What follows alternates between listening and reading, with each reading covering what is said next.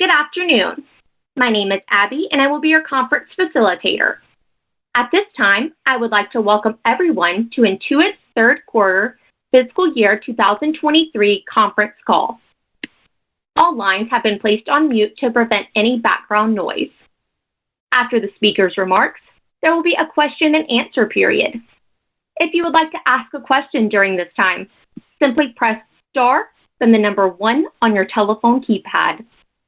If you would like to withdraw your question, again, press star, then the number 1 on your telephone keypad. With that, I'll now turn the call over to Kim Watkins, Intuit's Vice President of Investor Relations. Ms. Watkins? Thanks, Abby. Good afternoon and welcome to Intuit's third quarter fiscal 2023 conference call. I'm here with Intuit CEO, Sasan Goodarzi, and Michelle Clatterbuck, our CFO. Before we start, I'd like to remind everyone that our remarks will include forward-looking statements. There are a number of factors that could cause Intuit's results to differ materially from our expectations. You can learn more about these risks in our press release we issued earlier this afternoon, our Form 10-K for fiscal 2022, and our other SEC filings. All of those documents are available on the Investor Relations page of Intuit's website at intuit.com. We assume no obligation to update any forward-looking statement. Some of the numbers in these remarks are presented on a non-GAAP basis. We've reconciled the comparable GAAP and non-GAAP numbers in today's press release. Unless otherwise noted, all growth rates refer to the current period versus the comparable prior year period, and the business metrics and associated growth rates refer to worldwide business metrics. A copy of our prepared remarks and supplemental financial information will be available on our website after this call ends. And with that, I'll turn the call over to Sasan. Great. Thank you, Kim, and thanks to all of you for joining us today. Third quarter revenue grew 7%, lower than our expectations, reflecting a unique tax season, while we exceeded operating income and earnings per share guidance. We continue to see strong growth in the small business and self-employed group, which grew 21% in the quarter. Our overall performance this year demonstrates the strength of our platform and portfolio, including our ability to maintain earnings power since the pandemic began 4 years ago, although average annual trends over this period are far more in line with longer-term trends. Over this 4-year period, we expect total IRS returns to be up approximately 1%, the DIY category share of total returns to be up 0.25 point, and our share of total returns to be up approximately 20 basis points, and average revenue per return to be up 9 points. These trends exclude users of the TurboTax free file offering in prior year periods. Our strategy to transform the assisted category with TurboTax Live is working, given the growth we've experienced in an environment where IRS returns are declining. We expect TurboTax Live customers to grow 13% this year, with TurboTax Live revenue up 19%, and total average revenue per return to grow 12%. While TurboTax Live has driven strong growth over the last 6 tax seasons, we still have an immense opportunity to penetrate and transform the assisted tax segment at an accelerated rate. This remains our top priority as we prepare for next year. Turning to small business, while we're not immune to the macro environment, our platform is resilient. Total online payment volume growth moderated 5 points from Q2, growing 20%. Despite this, the shift to digitization and the power of our small business platform resonate with customers as they look to grow their business and improve cash flow. We continue to see strength in the areas that have the greatest impact, including growth of our online mid-market customers, contributing to strong subscription revenue and higher ARPC. In Q3, growth in both the number of companies running online payroll and the number of employees paid on our platform remained strong. Our small business platform, including QuickBooks and MailChimp, remain critical to our customers' success. Let me now step back and talk about our company game plan to win. 4 years ago, we declared our strategy to become the global AI-driven expert platform, and 5 big bets as the primary areas of focus to drive durable growth. We invested heavily in our data and AI capabilities to deliver accelerated innovation. Today, we have over 100 million customers on our platform and use 400,000 customer and financial attributes per small business and 55,000 tax and financial attributes per consumer to power 58 billion machine learning predictions per day. The acquisitions of Credit Karma and MailChimp each contributed a rich and additive data set, which helped deliver a 360-degree view of our customers. The scale of our data is an important competitive advantage and building block for our existing and future innovation with AI. We are accelerating reimagining our customer experiences with generative AI capabilities, which we believe will be the driver of our long-term growth. Our platform capabilities are key to continued acceleration across all of our 5 big bets. I'd like to highlight some examples of recent progress across these big bets. As a reminder, our big bets are revolutionize speed to benefit, connect people to experts, unlock smart money decisions, be the center of small business growth, and disrupt the small business mid-market. Our first big bet is to revolutionize speed to benefit. This data and technology bet is foundational to everything that we do. We began investing in generative AI 2 years ago to accelerate our ability to fuel the success of consumers and small businesses. We've implemented generative AI in MailChimp, powering the email content generator, enabling customers to create faster email campaigns based on industry, marketing intent, and brand voice. We deployed large language models which recognize, summarize, and generate text in our virtual expert platform to automatically summarize calls, reduce call times by hundreds of thousands of hours per year, and reduce work for experts while improving efficiency. Our strategic investment in data and AI over the last 4 years positions us to lead through this technological shift, and we look forward to sharing more in the coming months. With our third big bet, our vision is for Credit Karma to become a comprehensive, self-driving financial platform that propels our members forward wherever they are on their financial journey.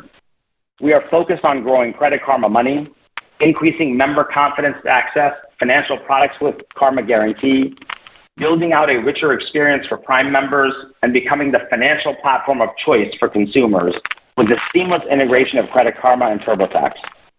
We're innovating across all verticals and continue to have confidence in our long-term revenue growth expectations of 20 to 25% despite near-term headwinds.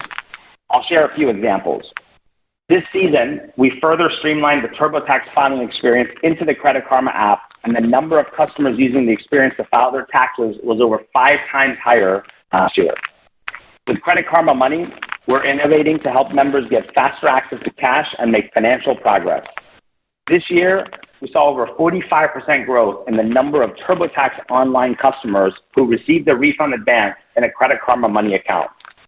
This integration allowed approved members to get money in their hands in as little as 1 minute after the IRS accepted their return and drove increased debit card purchase activity, contributing to more than 100% increase in Credit Karma Money revenue during the quarter.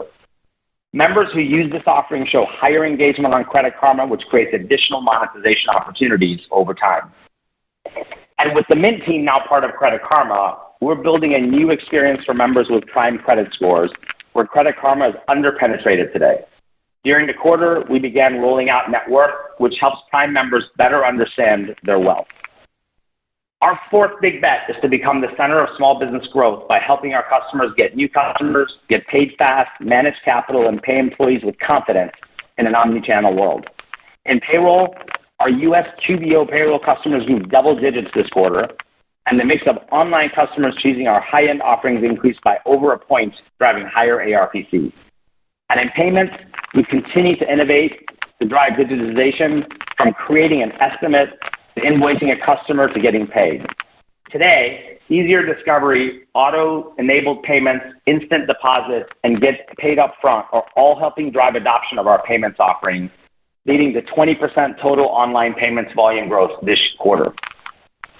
We're making significant progress digitizing B2B payments to accelerate and automate transactions between small businesses and ultimately improve their cash flow. We see a tremendous opportunity as 70% of B2B transactions are still completed with checks. And following our launch of the QuickBooks Business Network to millions of our QBO customers in January, we're piloting our own native bill pay solution and launched the initial beta of this functionality in QuickBooks earlier this month. Turning to MailChimp, we're well on our way to becoming the source of truth for our customers to help them grow and run their business. We have 3 acceleration priorities with MailChimp. First, delivering on our vision of an end-to-end customer growth platform. Second, disrupting the mid-market by developing a full marketing automation, CRM, and e-commerce suite. And third, accelerating global growth with holistic go-to-market approach. This quarter, we made great progress against these priorities. We're continuing to see better paid conversion, improving retention versus last quarter, and stronger paid customer growth. This, along with higher revenue per customer, drove several points acceleration in revenue growth versus last quarter. Let me share some details around our progress. To help introduce new customers to MailChimp and drive customer growth over time, we introduced free trials similar to what we offer in QBO. In early testing, this is already driving higher paid conversion and a mix shift into our higher-end offerings. To drive stronger retention of mid-market customers, we continue to leverage our virtual expert platform to offer assisted onboarding with the goal of guiding these customers to more advanced features and increasing awareness and usage. This quarter, we saw more than 7-point increase in high-value customers going through this onboarding process versus last quarter, which we expect to help drive stronger retention over time.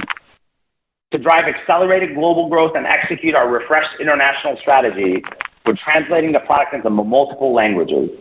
Early results indicate this translation work is driving increased activation and ultimately can drive revenue growth.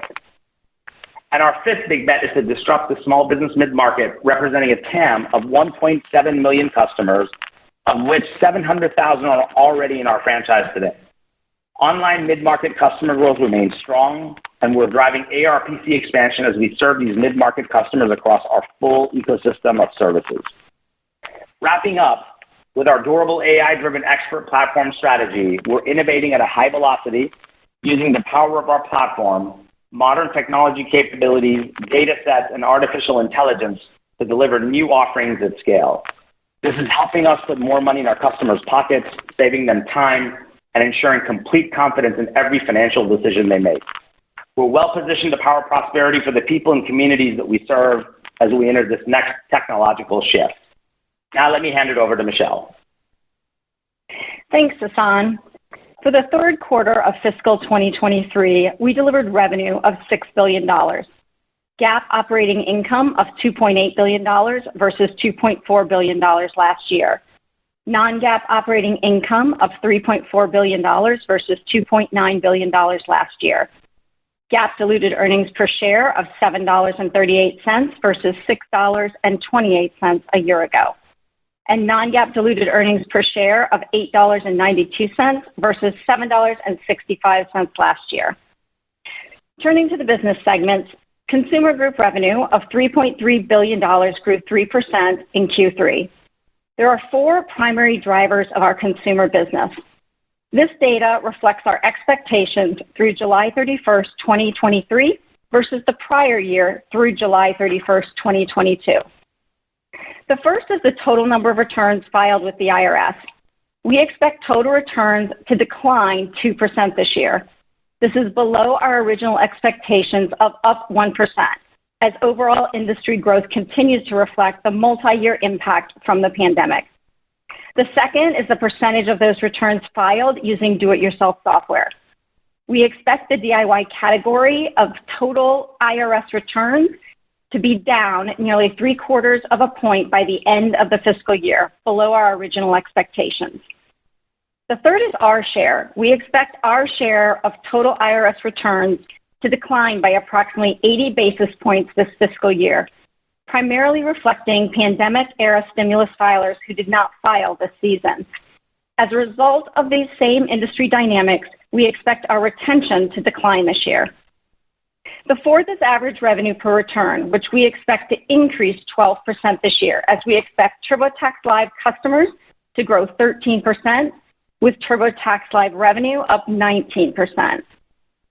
Historically, each point of total IRS returns growth corresponds to approximately a point of revenue growth for the Consumer Group, and each point of DIY category share growth corresponds to approximately 2.5 points of revenue growth for the Consumer Group. Using these historical sensitivities, the expected decline in total IRS returns and DIY category share equates to an approximate $200 million negative impact to revenue for the Consumer Group versus our original expectations. As a result of this expected decline in IRS returns, we anticipate total customers to decline 5% this year. We expect TurboTax Online paying customers to decline 1% this year, and a total of over 11 million customers who pay us nothing, down from 13 million last year. We now expect full-year consumer group revenue growth of 5 to 6% versus our prior guidance of 9 to 10%, reflecting the expected declines in IRS returns and DIY category share I mentioned earlier. Looking back over the last 4 years, including our updated guidance for this fiscal year, we expect our revenue to have grown over 10% on average annually, in line with our long-term expectations. We continue to anticipate consumer group revenue growth of 8 to 12% long-term. Turning to the Pro Tax Group, revenue declined 5% in Q3. For the full year, we now expect Pro Tax revenue growth of 2 to 3%. In the Small Business and Self-Employed Group, revenue grew 21% during the quarter, and online ecosystem revenue grew 23%. With the goal of being the source of truth for small businesses, our strategic focus within the Small Business and Self-Employed Group is threefold: grow the core, connect the ecosystem, and expand globally. First, we continue to focus on growing the core. QuickBooks Online accounting revenue grew 25% in Q3, driven mainly by customer growth, higher effective prices, and mix shift. Second, we continue to focus on connecting the ecosystem. Online services revenue, which includes MailChimp, payroll, payments, capital, and time tracking, grew 21% in Q3. MailChimp revenue growth in the quarter accelerated several points from low teens growth last quarter. Growth was driven by higher effective prices and customer growth. Within payroll, revenue growth in the quarter reflects an increase in payroll customers and a mix shift to higher-end offerings. Within payments, revenue growth reflects ongoing customer growth as more customers adopt our payment offerings to manage their cash flow and an increase in total payment volume per customer. Third, we continue to make progress expanding globally by executing our refreshed international strategy, which includes leading with MailChimp. On a constant currency basis, total international online ecosystem revenue grew 12% in Q3. Desktop ecosystem revenue grew 16% in the third quarter, and QuickBooks Desktop Enterprise revenue grew approximately 20%. We're just over halfway through a 3-year transition to a subscription model for our desktop accounting solutions, making this revenue more predictable. We also raised our desktop prices for several products last September to price for value. Looking ahead, we expect continued strong desktop ecosystem revenue growth next quarter and as we complete the remaining part of the 3-year transition. We will continue to build out our online ecosystem and help our desktop customers migrate seamlessly to our online offerings when they're ready. We continue to expect the online ecosystem to be our growth catalyst longer term. As a result of the strong growth we're seeing in the Small Business and Self-Employed Group, we are raising our full-year segment revenue growth guidance to 24% from 19 to 20%. Credit Karma delivered revenue of $410 million in Q3, down 12%. As a reminder, Credit Karma represented 14% of our total revenue in fiscal 2022. On a product basis, the decline was driven primarily by headwinds in personal loans, home loans, auto loans, and auto insurance, partially offset by growth in Credit Karma Money and credit cards. We're seeing more stability across our core verticals. In both credit cards and personal loans, we continued to see some partners tighten eligibility, while some expanded eligibility during the quarter. In personal loans, we continue to see partners facing funding constraints. We added more partners to the platform to help diversify our partner base. However, we continue to expect personal loan revenue to decline this year after very strong growth in fiscal 2022. We're updating our full-year Credit Karma revenue growth guidance to a decline of 11% from a decline of 15% to 10%. Our financial principles guide our decisions, remain our long-term commitment, and are unchanged. We finished the quarter with approximately $4.3 billion in cash and investments and $6.6 billion in debt on our balance sheet. we repurchased $483 million of stock during the third quarter. Depending on market conditions and other factors, our aim is to be in the market each quarter. The board approved a quarterly dividend of 78 cents per share payable July 18, 2023. This represents a 15% increase versus last year. As I've shared consistently in the past, we have an operating system we use to run the company, and this includes a proven playbook for operating in both good and difficult economic times. Our first priority is to do the right thing for customers, giving them access to the tools and offerings they need most. We manage for the short and long term and control discretionary spend to deliver strong results while investing in what is most important for future growth. The scale of our platform, along with our rich data, gives us the unique ability to see leading indicators that allow us to be forward-looking and adjust quickly. I'm proud of the team for how effectively we have used our playbook to invest in the most important growth drivers to position Intuit for the future while maintaining earnings power this year despite the macro impact we are experiencing. We will continue to accelerate our innovation, and our goal remains for Intuit to emerge from this period of macro uncertainty in a position of strength. Moving on to guidance, we are increasing our fiscal 2023 guidance. This includes total company revenue growth of 12 to 13%, up from prior guidance of 10 to 12% growth. GAAP operating income growth of 19 to 20%, up from prior guidance of 9 to 13% growth. Non-GAAP operating income growth of 21%, up from prior guidance of 17 to 19% growth. GAAP diluted earnings per share to grow 7 to 8%, up from prior guidance of a decline of approximately 5 to 1%. And non-GAAP diluted earnings per share growth of 20%, up from prior guidance of 15 to 17% growth. Our guidance for the fourth quarter of fiscal 2023 includes revenue growth of 9 to 10%, GAAP loss per share of 34 cents to 29 cents, and non-GAAP earnings per share of $1.43 to $1.48. We expect a significant increase in our cash tax payments related to fiscal 2023 as a result of the tax law changes that require capitalization of certain R&D costs. With the recent IRS disaster area tax relief, we expect to pay approximately $700 million related to fiscal 2023 in Q1 of fiscal 2024. You can find our full fiscal 2023 and Q4 guidance details in our press release and on our fact sheet. And with that, I'll turn it back over to Sasan. Excellent. Thank you, Michelle. I know you'll be with us for another couple of months, but since this is your last earnings call, I wanted to express my sincere appreciation for all that you've contributed to Intuit over the last 20 years. You have made me, my leadership team, and the entire company better, and I am forever grateful. Wrapping up, we feel confident in our AI-driven expert platform strategy and our 5 big bets, and in an uncertain macro mission critical than ever to our customers. Let's now open it up to your questions. Thank you. Ladies and gentlemen, if you would like to ask a question, please press star then the number 1 on your telephone keypad. If you would like to withdraw your question, again, press star then the number 1 on your telephone keypad. Please limit yourself to 1 question.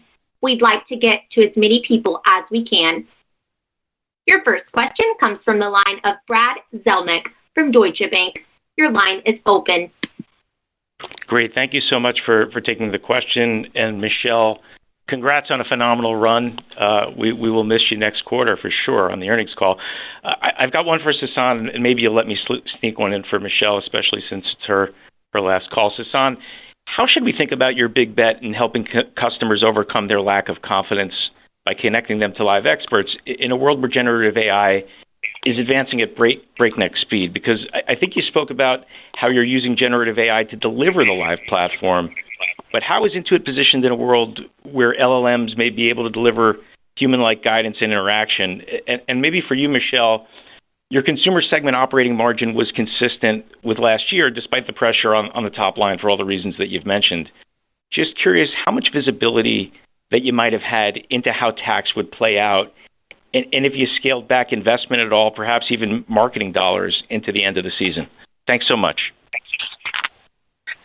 Great, Brett. Thank you so much for your question. And I heard that I fell off when I was reading the last part of the script. So if I have bad connection, I will switch phones and hop back to make sure I answer your question. But let me start with the question that you asked. First of all, I would take us back to what we declared 4 years ago. As you know, I've been on the record 4+ years ago to say that I believe, and we believe as a company, that artificial intelligence is going to ignite global growth. And I believe that it's the biggest thing next to what we've experienced over time with electricity and the internet. It's that big and it's that critical of a platform of innovation, which is why data and AI have been core to our investments in the last 4+ years.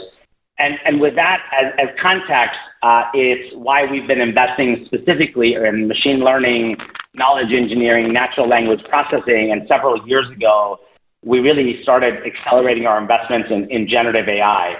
And if I take it back to your question around confidence, when we talked about solving the biggest, unsaid problem that customers have, which is around confidence, it is really about solving it by helping them feel confident in their decisions. And it doesn't necessarily always mean people. And in fact, if you look at our interactions today across all of our platforms, a large number of our interactions, it's actually our machines that are solving the customer's largest problems. The reason we are so excited about AI from 4+ years ago is that you couple our data, which is a 360 view of the customer. It's actually where Credit Karma and MailChimp have played such an important role to add to our rich data sets. You couple that with the investments in AI and now with generative AI, we can actually accelerate penetrating non-consumption. And this is across every customer that we serve, whether it's consumers, across Credit Karma, whether it's tax, whether it's small business. We have an incredible opportunity to accelerate making things more easier, more digestible, and more confident inspiring for our customers.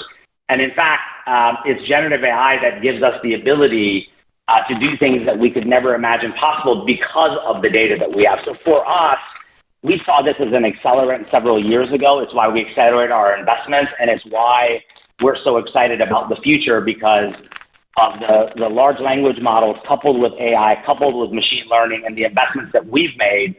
We believe that we can actually accelerate our innovation as we look ahead. And hopefully I was loud and clear. Yes, that was good. And Brad, first of all, thank you for the kind words. Your question around our ability to, maintain the earnings power within CG, really is a focus for us at the whole company, and it started last year when we were going through our 3-and-1-year planning process. We assumed that there would be economic uncertainty this year, and so as we were going through the process, we made sure that we had funded those things that were most important to delivering for customers and being able to drive our revenue growth. And then we were made lists of the levers that we had that we could pull as we went throughout the year to be able to maintain our earnings power. And those are some of the discretionary things we had, which were, whether it's travel or advertising or, moderating hiring. And so, our lower tax units also this year did result in lower expenses for that segment, specifically in customer success. But really, it's about us looking at maintaining not CG margins, but really at the company level. And it started last year in planning. And your next question comes from the line of Kash Rangan from Goldman Sachs. Your line is open. Thank you very much, and goodbye to you, Michelle. We'll miss you. Question for Sasan and the team. Sasan, in order to get back to the targets of 8 to 12% longer-term consumer, you're going to have to reaccelerate the tax business. So we can go back to the basics from the old. How does Intuit plan to grow the category? And how do you gain share of that category? That would be great. And also, as it pertains to generative AI, does this open up more opportunities netted against maybe potentially new competitive entrants? Because there is a their thesis, which I'm sure you will have a different view on, that it actually makes it easier to file for taxes. Brad was talking about that, Brad Selnick earlier. So does it expand the opportunity set, at the same time attracting new competition, or how do we think about how it nets out for you guys? Thank you. Yeah, thank you for the question, Kash. A couple of things I would start with. I'll take your question around re-accelerating revenue growth. First of all, if I step back and look at the $200 million of impact that we experienced this year because of the lower number of returns, and based on all the analysis that we've done, it's really the pandemic era filers that came in to get access to their stimulus and to their tax credits. And those have, based on our analysis, have really all now left the category. One, we believe we'll get to sort of a more normal environment. That is really what drove the lower performance than we expected this year. The second thing, to get to your question around re-acceleration, this is where I feel very good about the performance in an environment where there were lower returns with our TurboTax Live business. If you think about it, this is now a $1 billion plus business growing 19%, and I believe in the next several years, this will actually be the largest part of the TurboTax business, and it's really in context of getting after the $30 billion of TAM that is consumers that go to an assisted offering to get their taxes done, or businesses that get their business tax done. And we believe, based on what we learned this year with our full service offering, that we have an enormous chance to be able to really penetrate at a much more accelerated rate as we look ahead. And therefore, very confident in not only our performance this year, if you exclude the lower number of returns, but also the green shoots that we saw going into next year, inclusive of the fact that we had 5x the growth in the Credit Karma platform. And we learned a number of things that we're going to double down on going into next year.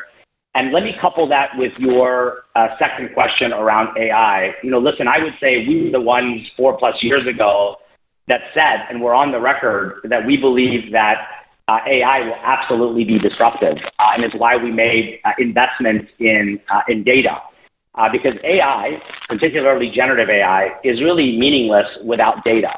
And so with the investments that we've made in having a 360 view of data for consumers and small businesses, we actually see it as an incredible accelerant. And I'll just remind us of, we often talk about we have a $300 billion TAM with 5% penetration.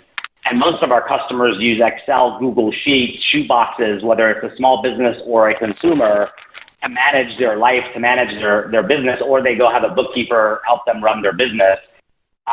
And the reason it's 5% because it all comes down to confidence. So we actually see our investments in the last 4+ years in data and AI with what we are now investing in with generative AI.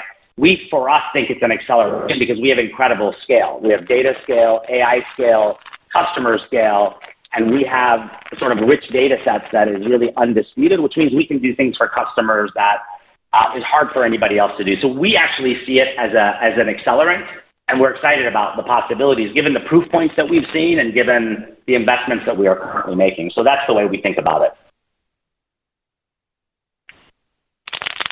The next question comes from the line of Kirk Materne from Evercore ISI. Your line is open. Yes. Congrats, Sasan. Thanks for taking the question. And Michelle, good luck on your next endeavor. I guess, Sasan, can you just talk about the state of the small business? There's a lot of debate on that right now. Obviously, you all had a nice quarter in SBSE. Can you just talk about what you're seeing there in terms of the different verticals you play in, and frankly, the ability for you all to upsell some of your offerings like payroll payments? Thanks. Yeah, sure. Let me, Kirk, frame my answer in two dimensions. One, what we see across all small businesses on our platform and off of our platform. There's a couple of things that we see. One is there is an impact to small businesses' revenue. They're still growing. It depends on the sector, but in aggregate, what we see is that they are still growing. But they also, depending on the sector they serve, they have profit pressure. So if they're in real estate or if they're in lending, they certainly have more profit pressure than those that don't serve those sectors. We also see that customers, we put them in the bucket of the older, more tenured customers. 70% of those customers actually have more cash reserves than they did pre-pandemic. It's more the younger, newer businesses that have started since the pandemic that generally they have less cash reserves than they did. That's sort of the state of the small businesses. They feel the impact and the pressure of the environment from a consumer spending standpoint. But net, when you look in aggregate, they are still growing with some of the data points that I mentioned a moment ago. With that said, when we look at our platform, it's why we're just continuing to be intentional about sharing the proof points that we shared today. Our platform is not immune, but we are resilient. And so when you look at some of the data points that we shared, our payments, our total payments, online payments volume is 20%, which is actually quite healthy, but it's down 5 points. At the same time, when you look at our overall performance across MailChimp and QuickBooks, we actually are seeing strength in serving our mid-market customers and continuing to serve our customers that have been on the platform for a long time. The proof points that I shared was our customer growth in mid-market is strong. We're growing payroll, U.S. payroll, double digits, and we're actually seeing a migration to our higher-end payroll offerings. The net, we are not immune, but we are resilient, and we feel really good about the sustained growth that we've delivered and the trajectory of the KPIs that we see as we look into next year. Your next question comes from the line of Keith Weiss from Morgan Stanley. Your line is open. Excellent. Thank you for taking the question, guys. And Michelle, it's been great working with you over the years. So congratulations on all the great work that you've done. Sasan, a question for you on just tax and kind of how it unfolded throughout the season. This season, I understand sort of overall filings down because of less people kind of getting the refunds, right? And I understand DIY is probably a bigger component of it. I don't quite understand why TurboTax loses a share in that dynamic. Like, what's the mechanism by which you guys get hit harder than others and therefore kind of lose share? That's question number one. And question number two, there has been some concern about an extended tax season and the ability for approximately 10% of filers to be able to file at a later date that pushes out of your fiscal year. You didn't mention that. Was there any significant impact from that side of the equation that some of this tax strength might just push into next fiscal year? Yeah, sure, Keith. Great question. Let me start with your share question. First and foremost, the majority of, in fact, we would say close to all of those that came into the category of taxes to get access to their stimulus dollars and to their tax credits that were not tax filers before, almost all of them came into the do-it-yourself category because it was so much easier and faster to get access to, in essence, all their credits. And those are the filers that we see that have left the do-it-yourself category. The reason our share is down is actually pure math. We're the largest share player in the do-it-yourself category, and we got the largest share of those folks that actually came in during the pandemic era. And when they left the category, just by pure math and the cohort of customers that we review in our retentions, what we in essence see is those cohort of customers that came in that did not file taxes before to get access to credits are the ones that left, which is actually what gives us confidence when we look at our key retention cohorts looking ahead, but also our TurboTax Live performance that we talked about earlier. So that's how the share plays out. It's pure math. We got the majority of them, and when they left the category, they left TurboTax. In terms of extensions, yes, there's dollars attached to it, Keith, but in context of a $14 billion company, it's really, we don't consider it material, so that's why Michelle and I didn't really spend much time talking about it.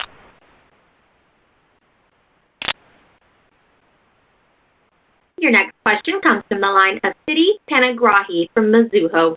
Your line is open. Thanks for taking my question, and Michelle, it was great working with you. Good luck with your next endeavor. And Shashank, I want to dig into MailChimp. It's good to see that acceleration to mid to high teens growth on MailChimp. So could you talk about, like, you made some changes, how much of that contributed, to growth versus what are you seeing in the demand environment? Is macro really a headwind at this point? What are you seeing in the, spending pattern on marketing from your customer base? And how sustainable going forward? Was the last part of your question how sustained is that going forward? Yeah. Okay. So thank you for the question. First of all, very consistent with what I've shared in the last probably 18 months or so. We felt, and I felt very strongly, that the opportunity that we had with MailChimp is how we bring it together with QuickBooks to truly create one platform that becomes the source of truth for running your business. And in an environment where now we have access to, with our customers' permission, the data, applying AI and generative AI, we can now shift the platform to a place where we can do everything for you and deliver insights to help you manage your cash flow, to help you grow your customers. And that's really the ultimate game changer that we are focused on. With that said, the thing that I've been very consistent with you all is that this is all about execution. So all of the progress that you're seeing us talk about in MailChimp is all better execution. It is not any macro tailwinds. This is from the talent that we've put in place at the leadership level and the talent that we have upgraded across MailChimp to then end-to-end. We've been revamping the website. We have looking at business model innovation in our lineup, and we've made improvements. We're improving the product. We're doubling down on mid-market and not only getting our existing customers to understand what features and functionality that we have to deliver the benefit, which helps us with retention and expansion revenue, but also the new customers that we're getting. It's assisted onboarding and using a lot of our AI and virtual expert platform capabilities. So those were sort of illustrative examples relative to why we're seeing paid conversion increase, paid customers increase. We're seeing better retention and better revenue per customer. It is all execution, and I expect us to continue to improve our execution, and coupling that with what we're doing across the QuickBooks platform, truly creating one platform that becomes the source of truth for your business. I am excited and bullish about the future possibilities of what we can do for small businesses, particularly with what's possible with data and Gen AI. Your next question comes from the line of Scott Schneeberger from Oppenheimer. Your line is open. Thanks very much. And Michelle, best wishes for sure. Sasan, I guess this is going to be a double tax question. The IRS is down 1% year to date. You're saying down 2% through the end of July. Just curious, just what's going to take it down more in your eyes, and how that looks in future years as you continue to think this is more just a pandemic-related slow year and we get back to normalcy. That's part number one. And part number two, historically, when we look at unit growth of TurboTax, which was you anticipate to be -5, and then revenue per return, which you anticipate to be +12. Usually A plus B equals the consumer segment revenue growth, but you have, and that would be 7 plus, but you're guiding 5 to 6. So is there conservatism in there, or is there maybe some financial products that you were unable to sell, so you're getting a little less, that maybe is not qualified as revenue per return, but something else, or maybe it's something that's not TurboTax related directly in the category? Thanks.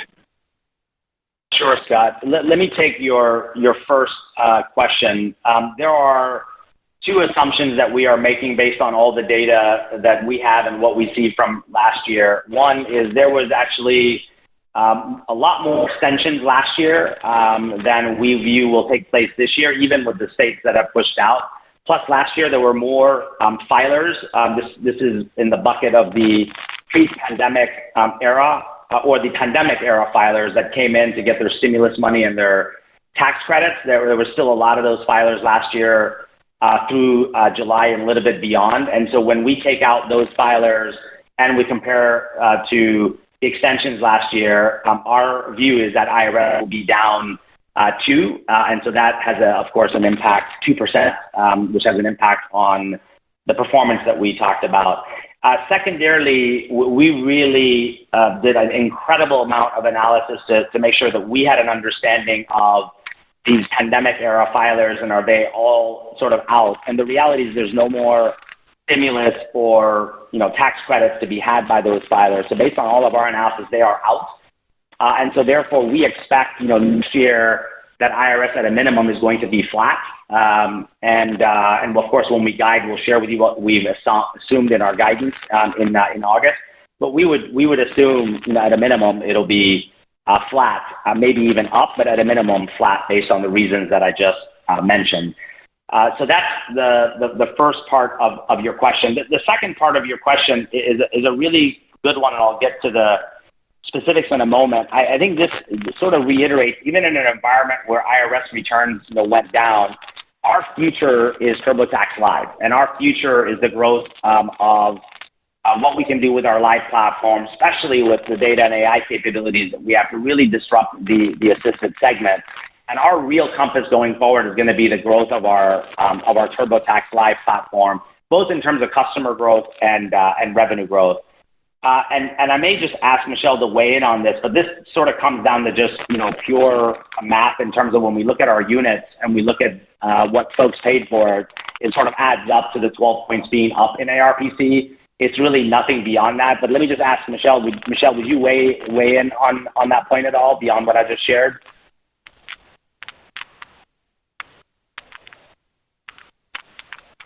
Sorry, I'm having trouble with the mute button there.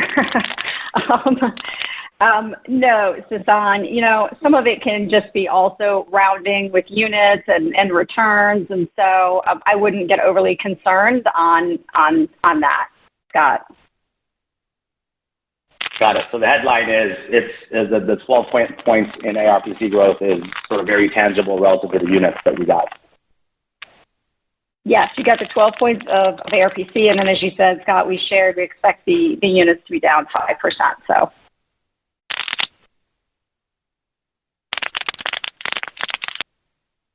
Your next question comes from the line of Daniel Jester from BMO Capital Markets. Your line is open. Great. Thanks for taking my question. A couple more on tax. I think you mentioned before that overall retention, because of the factors you mentioned on the call already, is going to be down this year. But could you focus in on just live retention, given how important that's going to be for the future of the platform? How did that shake out this year? And if you could share in terms of live customer growth, are you getting more from takeaways from competitors, or is this DIY customers trading up to live? Any color you could provide there would be helpful. Thank you. Yeah, sure, Daniel.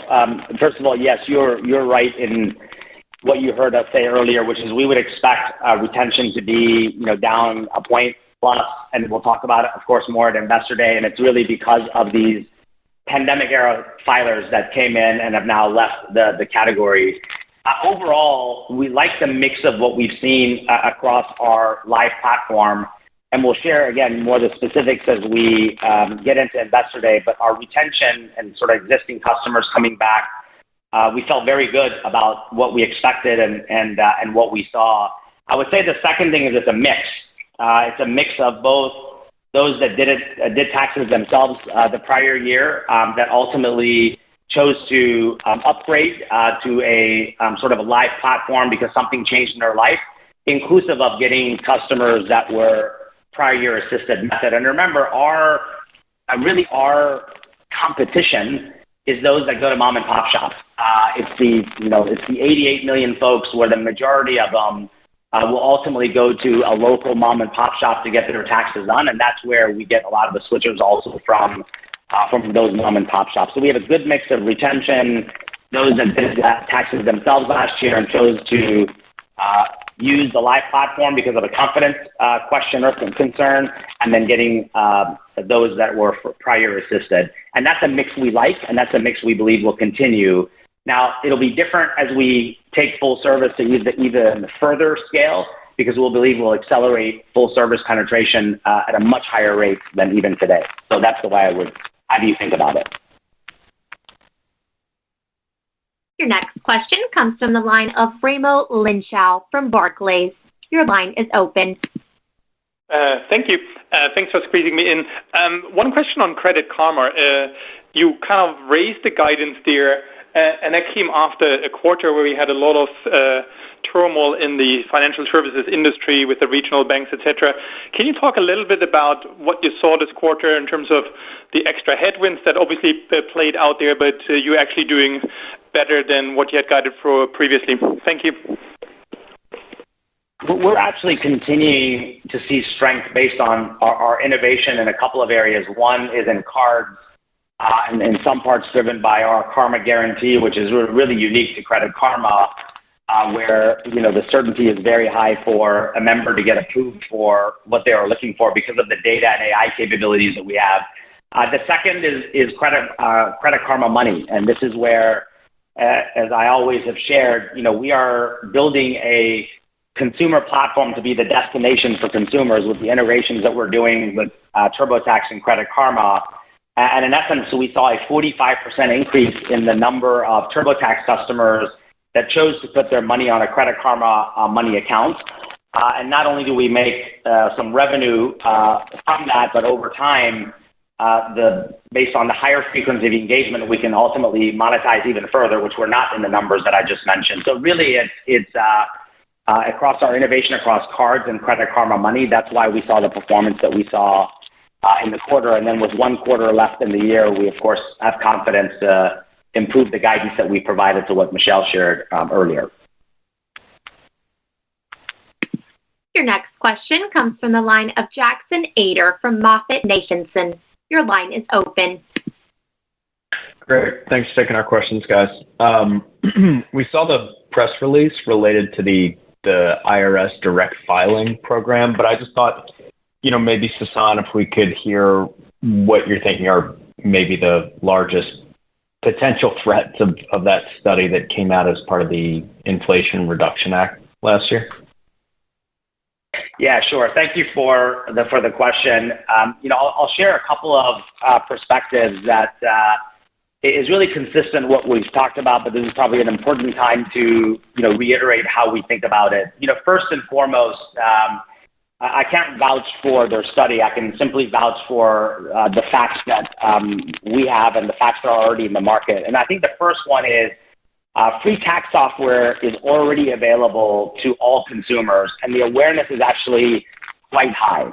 So that's the first thing that I would just remind us of. I think the second thing I would say is a reminder of this will yet be another free tax software in the marketplace. And I would just say, if you look at the last 4+ years, there were several big entrants into the free tax software. One was Credit Karma before we acquired them, where they have 100 million plus customers, a trusted platform, and they entered into the market of providing free tax software with sort of very little to no impact.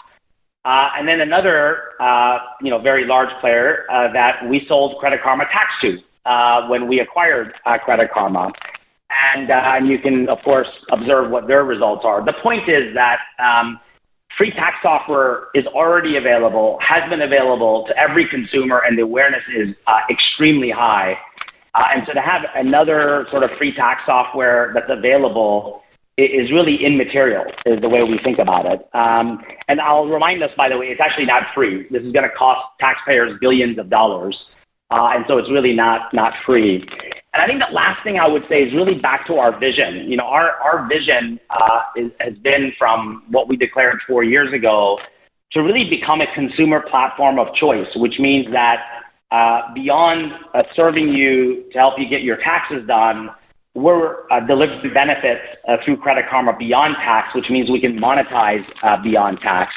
And really, out of the $35 billion TAM in tax, less than $5 billion is do-it-yourself. And really, our biggest opportunity is the other $30 billion we're going after, $20 billion of it being consumers that have somebody else get their taxes done, and $10 billion being business tax.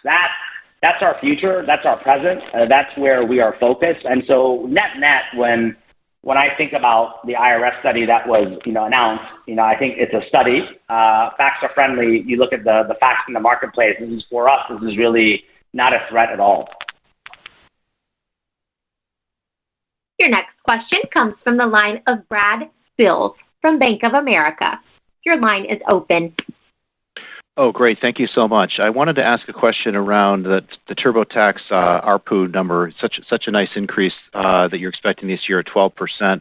Could you help unpack that a little bit for us, please? Obviously, TurboTax Live was a key driver there. I guess two questions. Were there other contributors here, premium mix shift or other items perhaps? And then also on TT Live, what would you attribute the strength to? We've seen the ads this tax season, don't do your taxes, we'll do them for you. Is it just growing awareness of TurboTax as a solution to help with assisted? You've been at this for a number of years, so just kind of, I guess, what's working there? Thank you. Yeah, sure, Brad. A couple of things. You actually, nailed it. Our ARPU increase, on top of ARPU increases the last several years, has come from TurboTax Live. It is a disruptive price offering. At the same time, it's got, much higher ARPU and some of more premium customers that, chose, they're either self-employed or they're investors and, of course, chose our premium SKU, which has a higher ARPU. So those are a couple of big drivers. I would tell you that the thing that I am sort of most excited about were the insights and the learnings that we got this year that really informs what we're going to double down on right now as we prepare for next year. One is full service. Full service is now an offering that has product market fit. It's at scale. We got an 84 Net Promoter Score this year, which is the highest Net Promoter of anything across the company we have ever had. And you've heard me say it before around Credit Karma. Well, this is even a higher Net Promoter. And that contributed to a small amount this year because we were really being thoughtful and careful about ensuring we have the right product market fit and we can deliver for customers. Well, we surprised ourselves in terms of the product market fit, and we're going to be really intentional about doubling down on that next year. I think I would say the other thing back to your question around learnings is we really learned where and how experts, and remember, experts is not just humans. It's both our AI and generative AI capabilities and or humans, depending on the need of the customer, engaging around the money experience, helping customers understand their refund, changes in their refund, or their balance due and changes in their balance due. We learned, coupled with our go-to-market strategy, how to really nail that benefit, and that's what drove the growth. But we believe we are capable of so much more growth as we look ahead based on the insights that we got towards the end of the season, and that's what we'll be focused on as we head into next year. That's all the time we have today for questions, and this concludes our question and answer session. Would you like to close with any additional remarks?